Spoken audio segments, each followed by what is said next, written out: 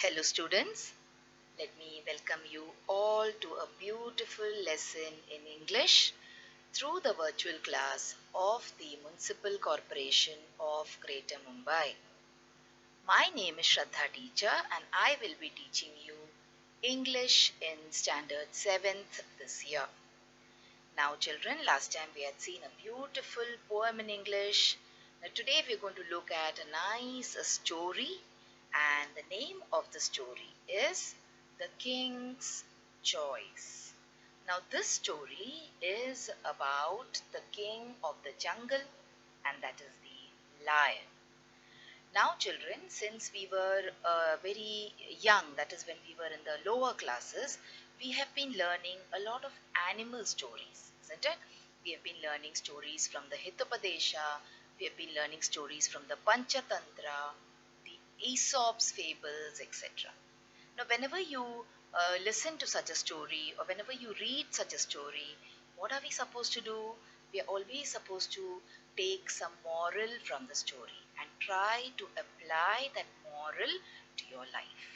Okay, so whenever you learn a good thing from such stories, you should always take it back and try to apply it in your own behavior. So let us see what we get to learn today from the king's story or the lion's story. Now you all know that the lion is the king of the jungle. He is a very ferocious, very brave animal. Okay, and when the lion sits and roars, it is said that the whole forest trembles. So that is how powerful the lion is. So our lion in the story today, he was also big and he was strong and he was very, very powerful. Alright, and there were many animals in the jungle whom he used to like, and those animals used to fear him also. Now out of all these animals, the king lion or the lion king, he selected 3 animals as his ministers. Now the lion thought that I am a king, so I should have my own court, and when I have my court, I should have my ministers also. So the first animal that he called was a fox. So can you see a fox here? He said that you are very wise and you are very clever, so I want you to be my advisor. Okay, so this was the first minister that the king had, the fox, who was supposed to be his advisor. Now the second one whom he selected from all the animals in the jungle was the leopard. Okay, now these leopards, these leopards are very strong and they're very quick and they're very agile. Alright, so he said that I want you to be my bodyguard. I want you to protect me. Okay, and then he selected one more animal, and that animal was the vulture. Okay, and he told the vulture that you can fly high in the air because you're a bird. Okay, so what will you do? You will be my messenger. You will fly around, you will find out what is happening, and you will come and give me all sorts of information. So this way the king appointed 3 people as his ministers or as his courtiers in the court. Now these 3 courtiers or these 3 ministers, they were very, very loyal to the lion. Okay, they used to always follow the lion around, and whenever the lion used to hunt, these 3 courtiers of the lion used to always get a share in the meal. Alright, so everything was going on fine and everyone was happy, and then suddenly what happened is, one fine day the vulture came flying to the lion and he asked the lion, "Your Majesty, have you ever tasted camel meat?" The lion started thinking, "Oh, camel meat. So that would be interesting." He told the vulture, "No, my dear vulture, I have never tasted camel meat." The vulture told him, "So come on, your Majesty, let's go to the desert and let us try and hunt a camel." he started telling the lion that the camel is a very big and fat animal, and it will satisfy our hunger, and we will be very, very happy eating the camel. The king now had to listen to his messenger, and the king also got a little bit tempted, okay, about eating a camel's meat. So he decided to, yes, listen to the vulture and proceed towards the jungle, towards the desert from the jungle. So see now, we have the king, we have the leopard, the fox, and the vulture heading towards the desert. Okay, now look at how the jungle looks. The jungle is all shaded. Okay, there is a lot of greenery around, and there must be a lot of water to drink. But now, where were they headed to? They were headed towards the desert.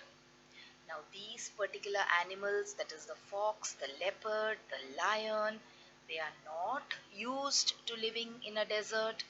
They are used to living in a forest. Okay, so let us keep this point in mind when we go to the next part of the story. Now look at this change in scenery here. Now this is a desert. Now the four of them, they reached the desert. The vulture did not have too much of a problem flying, but the other three had to walk on hot sand. There was no shade, there was no water, and very soon the lion got tired. Can you see? Now the lion is getting very tired, and the lion started telling the fox and the leopard and the vulture that, oh my God, I cannot travel anymore. Okay, he said that I cannot walk, my paws are burning, and I'm feeling very thirsty, and I'm getting very tired. Let us go back to the jungle. Let us go back to the forest. I do not want to eat camel meat. Now what happened is, the advisors, they got frightened because they did not know how far they had come away from the jungle, and they did not know how to take the lion back home also. So the clever, clever fox came up with an idea. He went up to the camel and he said, "Oh, my dear friend, the camel, will you please help us? Will you please help us to take our king back to the jungle?" He said, "If you do that, then what will happen is that you will be rewarded richly by our king. Our king has already killed your master, and now you are a free animal. You can come and stay in the jungle with us." Now the camel became very happy, and the camel decided to follow the fox into the forest and also help them to cross the desert and go to the forest. So see here, the camel agreed to what the fox told him, and he went and he decided to help the lion reach back to the forest. So they began their journey back towards the jungle, and it was not a difficult task for the camel to walk on the sand because he was used to walking on the hot sand. So quickly he walked, and they very soon came back into the jungle. But by now the lion had become very tired, and not only tired, his paws were all burnt now due to walking on this hot sand. Okay, he tried to go out to hunt, but he sadly couldn't. And because of that, he started feeling very, very hungry. And now he started asking his ministers to get him food to eat. Again, our clever fox applied an idea. And what was the idea that the clever fox had? They wanted to somehow kill the camel and eat it. Okay, so that was the clever idea which the fox devised. Now we will see a small clip in which you will see what happened to the idea of the fox. Was he successful in convincing the king to eat the camel? And how did they smartly try to trick the king? But could they trick the king? All these things we'll be seeing in the small clip which will follow. Only remember, children, the vulture in the story has been called as the crow here. Okay, so just remember that point when we watch this part of the story. The crow stepped forward first. Your Majesty, we are sorry that we have found no food, but we can't let you starve like this. I am your most faithful servant and you can eat me. It will be my pleasure if I can satisfy your hunger. O king, please eat me first. I have more flesh on me than the crow. Then the leopard rushed in and said, I am even bigger. Your Majesty, you can eat me first. the camel was deeply moved by the loyalty shown by the three ministers. He too thought that it was his duty to offer himself as food to the king. Your Majesty, I pray that you eat me instead. You are all so true and faithful to me. I am deeply touched by your offers, and I accept them all. I shall eat all of you, but in the same order in which you offered yourselves. The three ministers looked at each other. There was not a moment to lose. Away flew the crow, away ran the fox, and away fled the leopard. The lion had a hearty laugh. He turned to the camel and said, You have proved to be my most loving and loyal friend. You shall live with me all your life. No harm shall ever come to you. The two lived happily together. So, children, wasn't that a wonderful end to the story? So, the king realized who is a real friend of his, and the king also realized that the others were just trying to trick him. Okay? And the king realized one more thing. He realized that to be king is good, but to be kind is better. That is, to be king, you may have a lot of power when you are a king. That is a very good thing. But better than being powerful and troubling people, it is better to be humble and kind. Okay? So, kindness is a very, very important thing, and we should try to be kind to the people, to the animals, and everyone around us. Alright? So, that is what I have learned from the story. Now, you also must have learned many things, out of which this is one thing. So, you think about the story and think about what other things have you learned from this story. Now, children, whenever we do a lesson in English, we always learn or we always look at the story, and then we look at a little grammar or vocabulary part which is there in our lesson. Now, in this particular lesson, children, we have an exercise on nouns. Okay? So, what are nouns? Nouns are the names of people, the names of things, the names of places. Now, certain types of nouns are called as common nouns, isn't it? Now, we are going to see about a division of common nouns, which is countable and uncountable nouns. Alright, so as the name suggests, countable means that which can be counted, and uncountable means that which cannot be counted. So let us now see quickly what the meaning of countable and uncountable nouns are with a few examples. So what are countable nouns? Countable nouns are nouns that you can count. Okay? You can put a number on them. you can use a or an in front of countable nouns.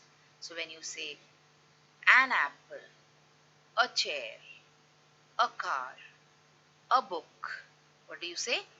You are using countable nouns. And countable nouns always have plural forms.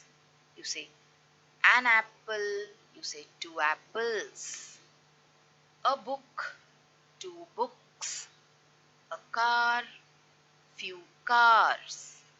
Okay, so countable nouns means you can count them. You use the a or the an in front of them. Okay, that is the definite article you use in front of them. And then you can always put the countable noun into plural form also. Let us look at some examples now. Bun, you say a bun, you say two buns. Okay, so bun is an example of countable nouns. Sandwich, apple, orange, burger, fries, a tub of fries, you say, a pack of fries, eggs, a bowl of salad. All these things are countable nouns. Alright? Now let's see what are uncountable nouns then. Things that you cannot count are called as uncountable nouns. So an uncountable noun cannot be singular and plural. So you have butter, you have meat, which is an example of uncountable noun. Let us look at some more examples. See, rice, okay, is an example of uncountable noun. Sugar is an example of uncountable noun. Noodles is an example of uncountable nouns. That means countable nouns can be counted. Uncountable nouns can be quantified. Quantified means you don't say give me one sugar. You don't say give me one rice. But you do say give me 1 kg of sugar. Give me 1 kg of rice. Alright? But then there are some points of confusion also. Let us try to clear that. So see, water is uncountable. Okay? We cannot say a water or an water. And we cannot say water and waters. We can't count water. But we can count bottles of water. So bottles of water is countable noun. When water is uncountable. One more example. We can't count soup, but we can count bowls of soup. So I cannot say give me a soup. I can say give me a bowl of soup. So bowls of soup are countable. Alright, let's take one more example here. See, we cannot count juice because juice is quantified. We say 1 liter juice, isn't it? But we can count cartons of juice, or we can count glasses of juice. Like we say how many cartons, how many glasses of juice. So children, this was in short about countable and uncountable nouns. Hope you enjoyed the story of the king and his choice, and hope you got to learn many things from the story. That is all for today, children. Let us meet again next time for another beautiful video lesson in English. Till then, thank you so much.